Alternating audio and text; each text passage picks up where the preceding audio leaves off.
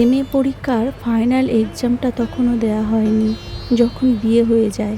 তারপর final exam complete হওয়াতে নিজের স্বপ্ন পূরণের পথে তখনই একটা সন্তান। আর তখন থেকে শুরু হয় স্বামী সন্তানকে নিয়ে বেঁচে থাকার চিন্তা, সবাইকে আগলে থাকা, নিজের কথা চিন্তা না করে স্বামী সন্তানের খুশি রাখার চিন্তা। হাজার অপমানের পরেও সব কিছু মেনে নিয়ে সংসার করা। তারপরেও কিছু মানুষ বলে আমার নাকি ধৈর্য নেই বা মেয়েদের নাকি ধৈর্য খুব কম। তারা এটা জানে না মেয়েরা অল্প বয়স থেকে একটু একটু করে শিখে যায়। সত্যিই আমরা মেয়েরা খুবই অসহায়। যদিও এসব কথায় এখন আর তেমন কান দিই না, তবুও মন তো কখনো কখনো ভেঙে যায়। সেই দিনের আমি আর আজকের আমির মধ্যে অনেক পার্থক্য। সেদিন একটু কষ্ট পেলে অনেক কেঁদেছি, আর আজ কষ্ট পেলে হাতের মুঠো শক্ত করে বলি ইটস ওকে, তাই না? তা না হলে যে জীবনযাপন করা যাবে না, ভালো মতো বাঁচতেই পারবো না।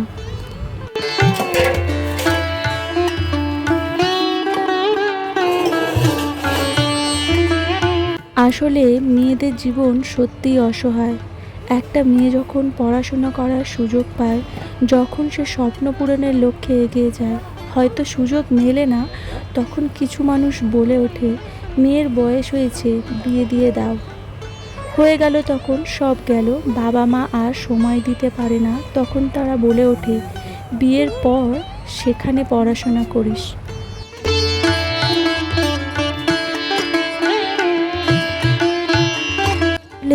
সেই সময় বাবা মাদের কোনো দোষ থাকে না, তাদেরও একটা সীমাবদ্ধতা রয়েছে।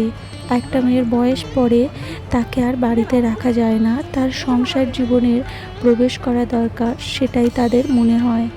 কিন্তু কী আর করা যাবে, বিয়ের পর পড়াশোনা করে এগিয়ে যাওয়া কতটা যে কষ্টের তা আমি অনেক টের পেয়েছি। যদিও সাকসেস এখন টাকার খেলা, তাও কষ্ট করা তো ছাড়ি না। পরিবারের সবার খেয়াল রেখে শুধু নিজের স্বপ্নটা সত্যি করতে চেয়েছিলাম। আসলে আমরা মেয়েরা কোনোভাবে আপন হই না। নিজেকে সামলাই, স্বামীর সন্তানদের সামলাই, পরিবারের অন্যান্য সদস্যদের কটু কথা শুনেও তাও শুনতে হয়। কি করি? কিছুই করি না। ইনফ্যাক্ট মেয়েদের কাজের লিস্ট অনেক, কিন্তু কাজের ক্যালকুলেশন বা হিসেব কিছুই থাকে না।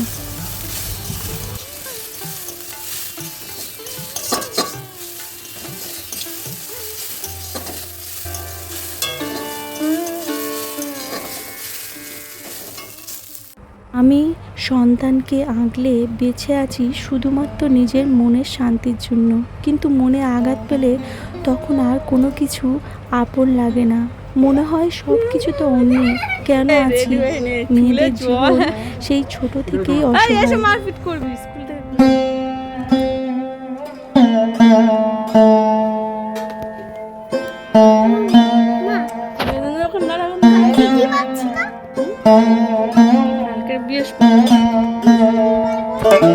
এই অসহায়তার সৃষ্টি হয়েছে মেয়েদের জীবনে একদম পুরো ফিক্সড।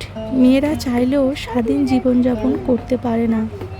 মেয়েদের জীবনে আসলে কিছু একটা শিক্ষা রয়েছে বা প্রবাদ রয়েছে, যেমন শৈশবে বাবার অধীন, যৌবনে স্বামীর, আর বৃদ্ধা বয়সে সন্তানের। আসলে অসহায়তা জীবনযাপনই হলো মেয়েদের আসল জীবন।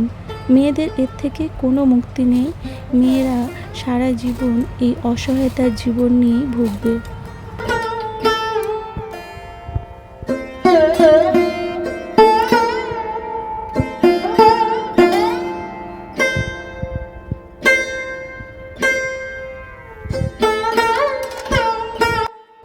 কোনো মেয়ে যদি উপার্জন করেও তাও সে কোনোভাবে আটকে পড়ে এই বেড়াজালে। সে গল্প অনেক, অনুভূতি অনেক। সে এক বান্ধবীর কাছে শোনা, যে কিনা চাকরি করে। আসলে আমরা সবাই মেয়েরা চাকরি করি, সংসারের চাকরি, যে চাকরিতে কোনো বেতন নেই, কোনো প্রশংসা নেই। যদিও আমরা প্রতিনিয়ত চেষ্টা করি কিছু না কিছু করতে যাতে একটু প্রশংসা পাই। আদেও কি সংসার জীবনের কোনো প্রশংসা পাওয়া সম্ভব? তোমরা জানিও। হ্যালো এভরিওয়ান, আমি সুপর্ণা, আর সুপর্ণা বায়ন ব্লগে নতুন একটি ব্লগ ভিডিও নিয়ে অনেক ইমোশন কথা বা মেয়েদের কথা বললাম। এতে হয়তো আমার অনেক ছেলে বন্ধুরা রেগে যেতে পারো, সেটা আমার এই কথাগুলো মার্জনীয় চোখে দেখবো। অ্যাকচুয়ালি ইউটিউব প্ল্যাটফর্মটা আমাদেরকে মোটিভেট করতে অনেক সাহায্য করে, তার জন্য ইউটিউবকে অসংখ্য ধন্যবাদ। আর আমার এই মোটিভেশনাল ভিডিওতে তোমাদের এত এত ভালোবাসার জন্য তোমাদের কাছে অসংখ্য ধন্যবাদ। যদি কিছু কথা ভুল বলে থাকি বা কিছু খারাপ বলে থাকি তাহলে ক্ষমা চোখে দেখো। কিছু একটা অভিজ্ঞতা, নিজস্ব অভিজ্ঞতা বা কিছু জিনিস কালেক্ট করা তোমাদের সাথে তুলে ধরছি। আশা করছি তোমাদের ভিডিওগুলো ভালো লাগছে। ইনফ্যাক্ট আমি তোমাদের অনেক ভালোবাসাও পেয়েছি। অ্যাকচুয়ালি সাংসারিক কাজকর্মের সাথে সাথেও মোটিভেট থাকাটাও খুব দরকার। মেয়েদের অবশ্যই মোটিভেট থাকার জন্য সমস্ত কিছু ফোনে এটা ওটা না দেখে কিছু মোটিভেশনাল চ্যানেলকে সাবস্ক্রাইব যদি করে রাখো তাহলে দেখবে নিজের অনেকটা প্রশান্তি থাকবে। তাছাড়াও মেয়েদের এই অসহায়তা কাটার জন্য নিজেকে কাজের মধ্যে ব্যস্ত রাখো, তবে হ্যাঁ সবার জন্য না, নিজের জন্য, নিজের কিছু ভালো রাখার জন্য ভালো লাগার জিনিস বা ভালো লাগার কাজ করো। এই ধরো কিছু আঁকাঝোঁকা বা বলতে পারো কিছু প্রকৃতির বুকে নিজেকে মেলে ধরা, যেমন একটু কোনো ফুলের বাগানে বা একটু প্রকৃতির মাঝখানে, যেমন আশেপাশে যদি কোনো বাগান বা মাঠ থাকে সেখানে হেঁটে আসা। এইরকম একটা অনুভূতি কি বলবো তোমাদের, আমি নিজেও করে দেখেছি। সত্যি পরিবারের জন্য সবার জন্য করবে, কিন্তু নিজের সময় কিন্তু নিজেকেই দিতে হবে। তোমার ভালোবাসার স্বপ্ন বা তোমার নিজের ভালো রাখার দায়িত্ব অন্য কেউ নেবে না, নিজেকে একটু একটু করে তিলে তিলে গড়ে নিতে হবে। যাই হোক, মেয়েকে তো স্কুলে দিয়ে আসা হয়েছে সকালে, আর আমরা ভাত টাত খেয়ে নিয়েছি রান্নার পরে, আর হাজব্যান্ড তারপর ডিউটিতে গেল। এবার একটু জামা কাপড় অগোছালো হয়েছে, কখনো মেঘ কখনো বৃষ্টি এরকম চলছে, তাই জামা কাপড় কিছুটা শুকাচ্ছি আর কিছুটা তুলে রাখছি। সেগুলোকে এখন গুছিয়ে রাখছি, তারপরেই না মেয়েকে আনতে যাব। যাই হোক, ভিডিও শেষ পর্যায়ে তোমাদেরকে একটা ইম্পর্টেন্ট কথা বা একটা কিছু শেয়ার করছি, চলো বলি এবারে। আসলে কি বলতো, প্রিয় মানুষগুলোর মধ্যে এমন একজন থাকে যার ভালো চাইতে গিয়ে বা ভালোর জন্য যখন কিছু বলো তখন সে তোমাকে যদি কটু কথা শুনিয়ে দেয় তাহলে কষ্ট পায়। আমরা সে কষ্টগুলোকে আবার কাউকে বলতেও পারি না। সত্যি মেয়েরা না চাইলে কোনো বদনামও করতে করে না, আর সে জায়গায় কত কষ্ট পেতে হয় মেয়েদের। আর এখন কন্যা সন্তানের মা হয়ে বলছি, সমাজে যেন চেঞ্জ আসে, মানুষের মানসিকতা বদলে যায়, তাহলে মেয়েদের জীবন অনেক সুখের হবে। কিন্তু আদেও মানসিকতা কি বদলানো যাবে?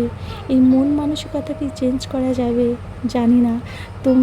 তোমাদের কি মত আমার ভিডিওর শেষে অবশ্যই কমেন্টে জানিও।